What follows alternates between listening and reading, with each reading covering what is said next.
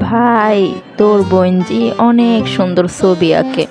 পুতুল আঁকে, গাছ আঁকে, ঘর আঁকে, আরো কত কিছু আঁকে।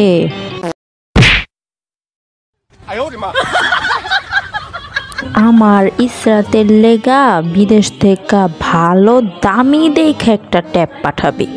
আমার মাইয়া ওই যে কি জানি কয়, মোবাইলে কাম কইরা টাকা পায় যে, গ্রাফিক ডিজাইন কইতেও পারে না বাল।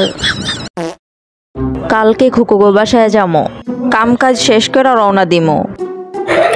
খালামুনির বাসায় যামু আম্মু, খুকু আপু আমার থেকেও অনেক সুন্দর ড্রয়িং করে।